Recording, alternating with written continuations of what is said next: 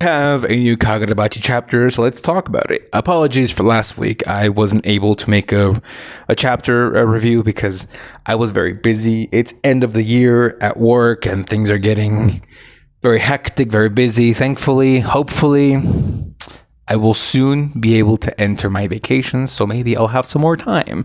In the meantime, today we're talking about Kagurabachi, and from the last chapter, I just want to say I found the whole situation with Shiba not telling Chihiro what happened very weird. I don't understand why Shiba didn't tell Chihiro the truth about what happened in the war. I guess we're just gonna have to wait.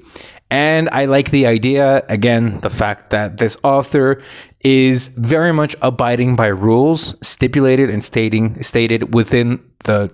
Again, I don't know if this manga is very thought out, is very planned out. If it is, I can see it being thought out, being planned out. And if it's not, I really commend the author for the incredible job that they've been doing on just using things previously mentioned to matter in future chapters. Primarily the use of these ninja to be a counterforce for Samura. Again, very interesting, and I found it very, very well thought out.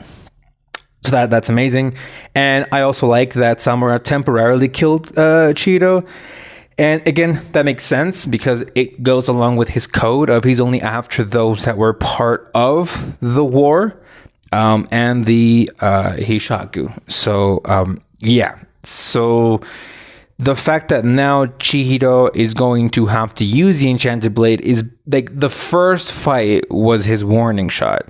Now if Chihiro takes up the blade again, now it's not going to be a warning. Now it's going to be serious, right? And like I said, like this manga is very impressive in terms of using things that have already been stated to move the story forward. We were introduced to the Masumi as a force to help Samura, and they really had a very amazing synergy with Samura. And now they are being used as a means to counter him. So again, it's the fact that this manga keeps impressing me with this level of detail is outstanding. I'm really loving how Hokazono remembers these things and uses these things. You know, again, Hokazono either has a really great editor or is very good at remembering things, or has planned out what the story is going to happen and like the story beats. So one of those three options is happening, and I would whatever one of those three options is happening, kudos for being able to just do this right. And now for this new chapter 61. First of all, Chihiro is dripped the fudge out. He's very dripped out. I'm liking this new wardrobe he has on. It's amazing. It's very good. And I like his synergy with these new guys where he is their new master. And obviously they don't want to go after and, kill Samura. But they are kind of like, we do have to stop the guy. And we are the only ones that can stop him because we are the force to help Samura. But due to the same reason, we are also the means by which we can stop Samura. So again, it's very interesting.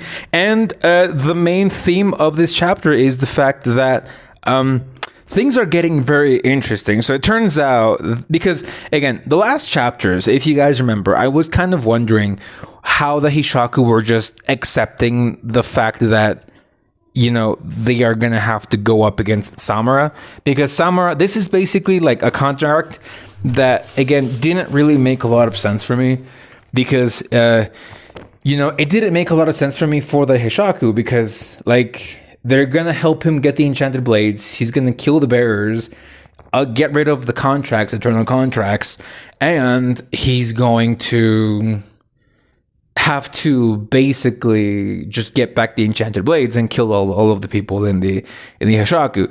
So for the Hishaku to accept to work with him and just basically accept suicide for me was like, that's kind of stupid because he's not going to help you in any way, shape, or form unless they have a way to counter him with the new bearers. But I was wondering how the Hishaku were planning on dealing with Samura because it kind of felt like it was kind of just a one-way thing that benefited Samura.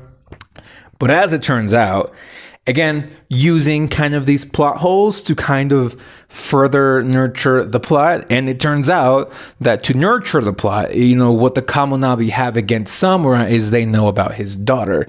So again, that's a very good countermeasure, because if at first it could have been kind of dumb for the Hishaku to agree to do this, now with the fact that, they know about Samura's daughter, that is a very good countermeasure, because they can't beat him through force, but they can beat him in other ways. So again, it's just a very good way of the author complementing the information that is given to us, and then complementing it further on, kind of thinking about it in a very broad and great way. So that's fantastic. That's very good. And yeah, so now the new arc is going to be to look for Samura's daughter, retrieve her, so they can use that for leverage against Samura. Again, I don't know where this is going, of who is going to be the final boss. I don't know if Samura is going to be an antagonist for a while, and then it's going to change to the traitor within the Kamonabi, and therefore a final showdown against the Hishaku. I'm still not sure how it's going to go down, but that's perfect. I don't want to predict where it's going to go. I just want to enjoy it. I want to enjoy the ride. And so far, it's been a magnificent ride. And yeah, that's basically it, guys. I don't have much to say. That's my entire analysis of this chapter.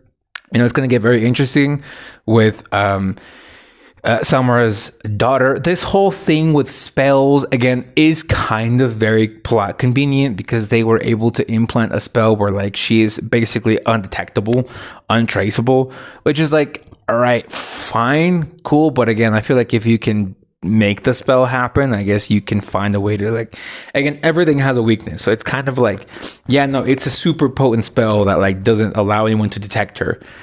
It's okay, seems kind of convenient to have that level of a spell. Why didn't y'all use that against, with Rokuhira, for example?